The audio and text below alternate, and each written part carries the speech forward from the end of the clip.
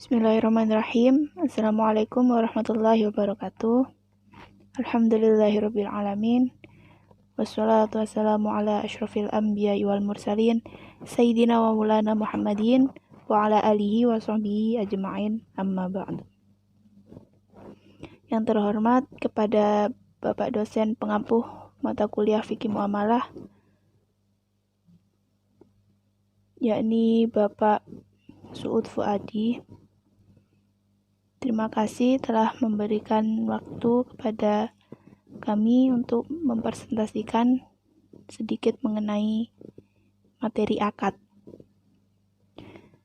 Jadi saya di sini sebagai pemateri pertama untuk mempresentasikan materi akad.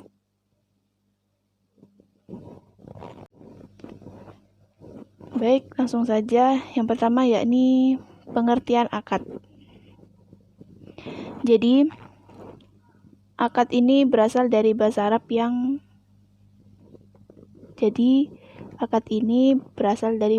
Arab yakni al-aqdu, yang artinya adalah bisa ikatan, perjanjian, dan pemufakatan.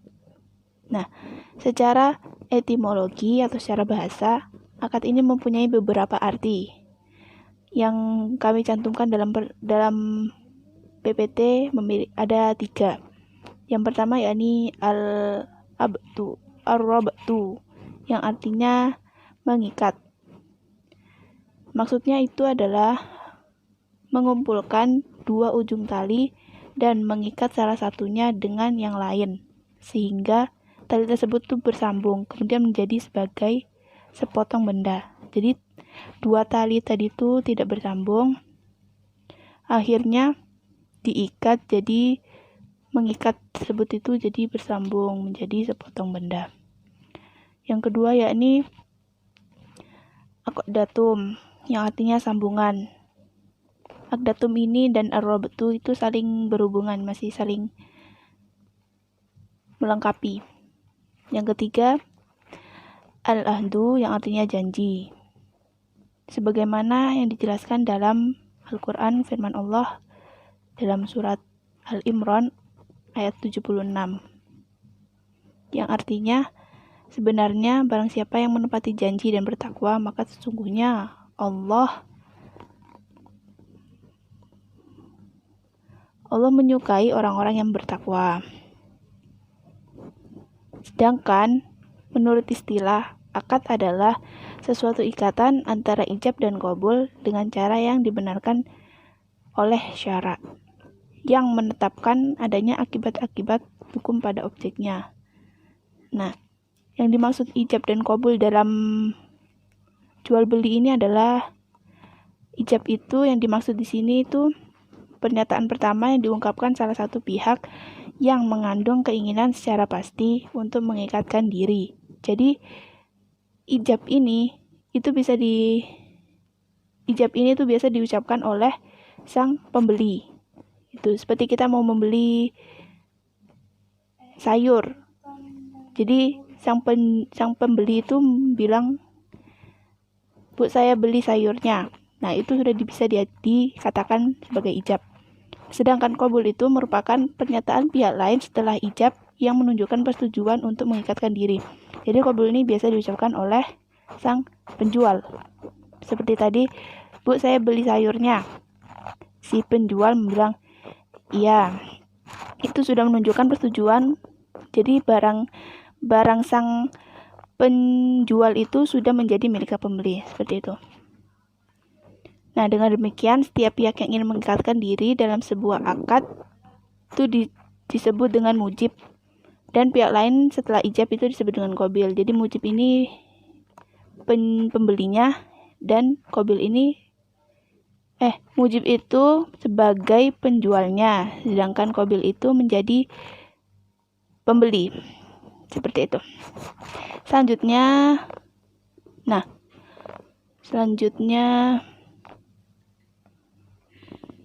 ijab qabul ini juga termasuk syarat-syarat sah jual beli. Seperti itu. Selanjutnya, rukun dan syarat akad akan dijelaskan oleh rekan saya, yakni Mas Hafif. Sekian pengertian akad yang dapat saya sampaikan. Selanjutnya, monggo Mas Hafif.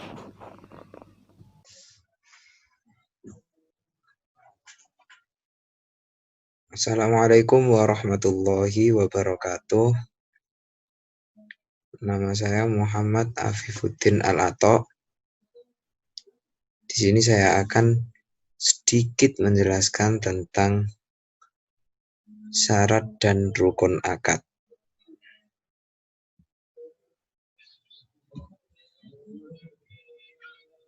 Jadi syarat dan rukun akad yang pertama yakni akid, orang yang berakad. Orang yang berakad atau pihak-pihak yang melakukan akad harus memenuhi persyaratan kecakapan bertindak hukum atau mukallaf. Apabila pelaku akad adalah orang yang tidak cakap dalam bertindak hukum, seperti orang gila, anak kecil yang belum mumayyiz, maka akadnya dilakukan oleh walinya, sehingga pelaku dapat dianggap cakap melakukan perbuatan hukum. Orang yang melakukan akad harus memenuhi prinsip kecakapan berakad atau ahliyah al-aqid untuk diri sendiri atau karena mendapat kewenangan melakukan akad, al-wilayah al-aqid, atau menggantikan orang lain berdasarkan perkawinan seperti wakalah. Yakni dan lanjut yang kedua yakni ma'qud alih atau benda-benda yang diakadkan. Artinya pada setiap akad berlaku ketentuan-ketentuan khusus yang berkenaan dengan benda-benda yang diakadkan. Apakah dapat dikenai hukum akad atau tidak. Untuk syarat umum mengenai objek atau benda-benda yang diakadkan adalah berbentuk harta, dimiliki oleh seseorang, dan bernilai harta dalam pandangan syarah. Jumhur ulama menambahkan ketentuan umum harus suci objeknya. Di samping itu syarat-syarat yang dikemukakan oleh fuqaha mengenai benda-benda yang diakadkan adalah objek akad tersedia ketika terjadi akad. Lalu benda dibenarkan oleh syarah. Yang ketiga, jelas dan diketahui oleh kedua pihak yang melakukan akad. Yang keempat, objek akad harus suci. Lalu lanjut pada maudhu' al-aqd, tujuan atau maksud pokok mengadakan akad. Yang dimaksud dengan tujuan akad adalah maksud dilaksanakannya suatu akad. Dan untuk tujuan akad yang dibenarkan oleh syariat adalah untuk hal-hal yang dibolehkan, disunahkan, atau diwajibkan. Jadi ketika tujuan akad untuk hal-hal yang haram dilarang syariat, maka jika tetap dilakukan akadnya menjadi haram pula atau pelakunya berdosa. Dan yang terakhir yakni sigot al-aqd atau ijab dan qabul. Sikot al-aqd dinyatakan melalui ijab dan kabul dengan suatu ketentuan. Yang pertama yakni tujuan akad itu harus jelas dan dapat dipahami.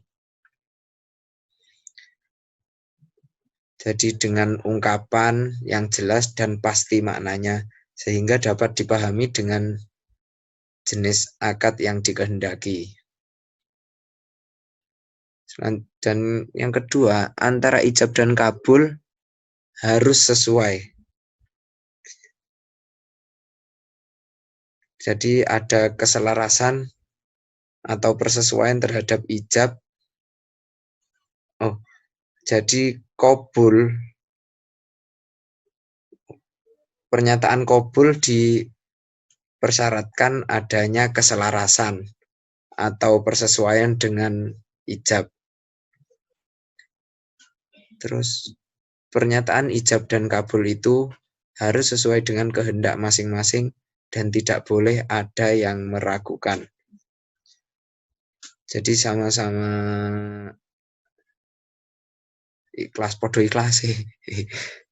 Podo ngerti nih. Tidak ada yang terpaksa ataupun ragu. Ijab kabul dalam bentuk perkataan, perbuatan, isyarat dan tulisan, atau biasanya transaksi yang besar nilainya. Namun semua bentuk ijab dan kabul itu mempunyai nilai kekuatan yang sama. Terus ijab dan kabul ini harus bersambung. Maksudnya ijab dan kabul terhubung antara satu dengan lainnya, baik secara langsung dalam satu tempat atau melalui media, misalnya media telepon, surat, dan lain-lainnya. Mungkin cukup sekian sedikit penjelasan mengenai syarat dan rukun akad. Selanjutnya akan dijelaskan pemateri ketiga tentang macam-macam akad. Terima kasih.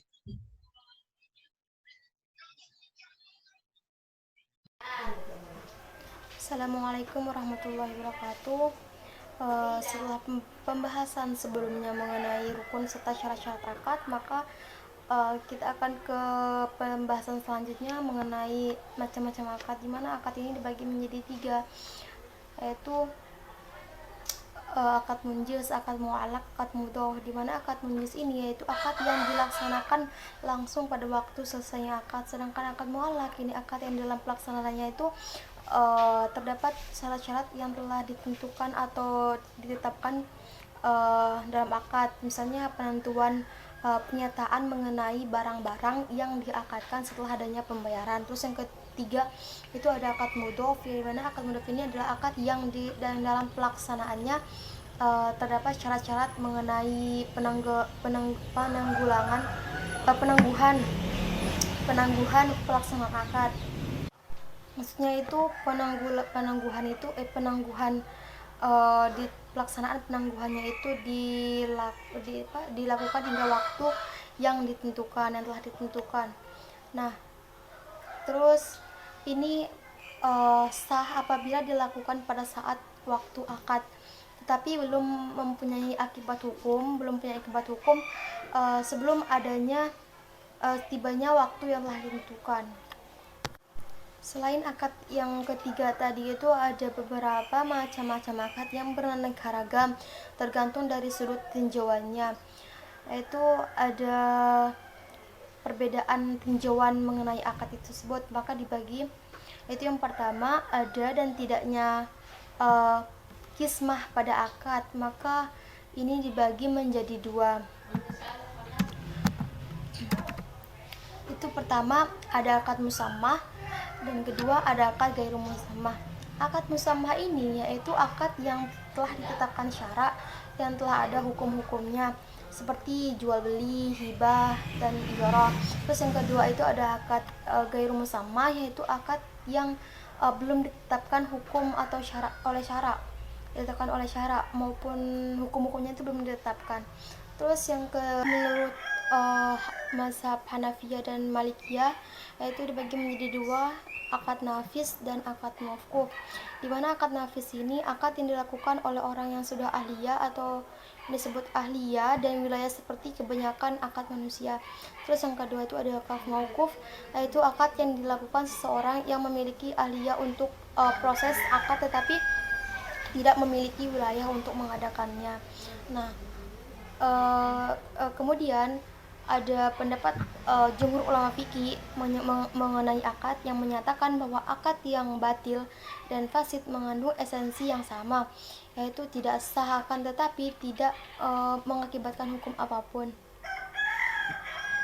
Terima kasih. Selanjutnya dijelaskan oleh teman saya itu mengenai berakhirnya akad. Terima kasih. Baiklah, saya pemateri keempat dari kelompok 2 akan menjelaskan sebab terakhir dari materi ini, yaitu materi akad. Tentang berakhirnya akad.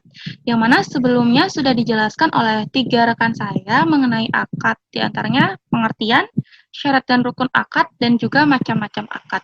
Nah, maka sekarang langsung saya akan saya jelaskan sedikit tentang berakhirnya akad. Nah, apa sih itu berakhirnya akad? Nah, jadi berakhirnya akad atau berakhirnya kontrak atau transaksi itu bisa kita artikan sebagai putusnya hubungan di antara para pihak yang melakukan akad atau transaksi. Nah, yang mana dengan putusnya hubungan tersebut, maka perbuatan para pihak yang berkaitan dengan akad itu tidak lagi mengakibatkan akibat hukum. Nah, baiklah. Di sini para ulama menyatakan bahwa suatu akad itu bisa berakhir apabila yang pertama, berakhirnya masa berlaku akad tersebut, apabila akad tersebut memiliki tenggang waktu. Nah, jadi apabila suatu akad itu dia sudah punya tenggat waktu, kemudian sudah melebihi dari waktu yang sudah ditentukan itu, maka akad itu berakhir secara otomatis. Misalkan sewa menyewa rumah. Seseorang menyewa rumah itu dalam jangka waktu 1 tahun. Nah, ketika 1 tahun itu sudah berakhir, maka secara otomatis akad itu juga berakhir, seperti itu. Nah, kemudian yang kedua dibatalkan oleh pihak-pihak yang berakad. Nah, ini apabila akad itu sifatnya tidak mengikat. Jadi ketika sudah dibatalkan oleh orang-orang yang berakad, maka ya sudah itu menjadi tanda bahwa akad itu sudah berakhir. Nah, kemudian bagaimana jika akad tersebut adalah akad yang bersifat mengikat? Nah, jadi untuk akad yang bersifat mengikat, suatu akad itu dianggap berakhir apabila yang pertama, jual beli itu fasad. Jadi, jual beli itu mengandung kerusakan, seperti itu. Misalnya apa? Nah, jika ada kerusakan dalam suatu akad, misalnya ini ada unsur-unsur tipuan, atau mungkin salah satu rukun atau syaratnya tidak terpenuhi, atau mungkin jual beli yang barangnya itu majhul atau tidak jelas, maka itu bisa dibatalkan atau diakhiri akadnya. Nah, kemudian yang kedua adalah berlakunya khiyar. Jadi berakhirnya akad itu karena khiyar. Nah, jadi hak khiyar di sini adalah hak memilih untuk melanjutkan atau membatalkan suatu akad. Nah, jadi bagi pemilik khiyar, baik khiyar syarat, khiyar aibi, atau khiyar ru'yah itu diperbolehkan untuk membatalkan akad semata-mata karena kehendaknya. Nah, pembatalan melalui khiyar ini merupakan hak dari salah satu pihak. Nah, karena itu, maka menjadi kewajiban bagi pihak yang lainnya untuk memenuhi permintaan khiyar tersebut dari pihak yang lainnya. Nah, tanpa adanya khiyar atau kesepakatan kedua belah pihak ini, maka pembatalan itu dinyatakan tidak sah. Jadi adanya khiyar ini harus disetujui oleh kedua belah pihak yang melakukan transaksi. Tapi adanya khiyar ini juga dibarengi dengan syarat berlakunya, yaitu selama ada sebab tertentu yang terbukti dapat merugikan salah satu pihak sehingga merusak keridhaan. Karena seperti yang kita tahu bahwa adanya akad itu harus didasari dengan suka sama suka, seperti itu. Jadi tidak bisa jika ada kerusakan keridhaan. Nah, kemudian yang ketiga yaitu akad itu tidak dilaksanakan oleh salah satu pihak. Nah, jadi akad itu bisa diakhiri atau bisa difasak ya, karena pihak lain itu tidak bisa melaksanakan kewajibannya. Misalkan ini dalam hiyar nakad atau hak pilih pembayaran. Artinya, misalkan si pembeli ini membeli sesuatu kepada orang lain. Nah, di saat tiba saat pembayaran, si pembeli ini tidak bisa membayar kewajibannya itu. Maksudnya tidak bisa melakukan kewajiban itu, tidak bisa membayar apa yang harus dia bayar. Nah, maka jual belinya itu menjadi batal. Nah, hal ini itu sesuai dengan pasal 313 Kitab Undang-Undang Hukum Perdata Islam dalam hiyar nakad. Di sini berbunyi, penjual dan pembeli melakukan tawar-menawar dengan sah, sedangkan pembayarannya dilakukan pada waktu yang tidak ditentukan. Nah, dan jika pembayaran tidak dilaksanakan, maka jual beli menjadi batal. Hak pilih hiyar ini disebut dengan hiyar nakad. Nah, ini akad itu juga bisa diakhiri atau fasak itu boleh juga dilakukan karena hukum yang tidak mungkin dilakukan karena musibah yang tidak bisa dihindari. Misalnya, ini bisa juga terjadi dalam akad jual beli dalam keadaan barang yang menjadi objek akad itu hancur sebelum diserahkan kepada pembeli, maka itu boleh diakhiri akadnya. Terus kemudian yang keempat yaitu tercapai tujuan akad itu secara sempurna. Nah, tujuan melakukan akad itu kan ya pasti tujuannya untuk tercapai tujuan akad itu sendiri seperti itu. Nah, jika tujuan daripada akad ini sudah tercapai, ya sudah berarti akad tersebut sudah berakhir. Misalkan nih ada seseorang yang mengutus perwakilan dirinya untuk menjual mobil miliknya. Nah, begitu mobil itu terjual dan tujuan akad itu memang sudah benar-benar terpenuhi, maka ya sudah berakhirlah akad tersebut. Nah, kemudian yang terakhir adalah salah satu pihak yang berakad meninggal dunia. Nah, ini diperuntukkan untuk akad-akad tertentu. Misalnya adalah ya sewa menyewa, ar-rahan, al-wakalah, dan juga al-kafalah. Seperti itu. Nah, demikian materi terakhir dari materi akad ini. Mohon maaf bila dari awal ada salah kata. Untuk kekurangan dari materi ini bisa teman-teman sampaikan untuk saling berbagi dan juga melengkapi ya. Baiklah, akhirul kalam. Syukron ala husni ihtimamikum. Wassalamualaikum warahmatullahi wabarakatuh.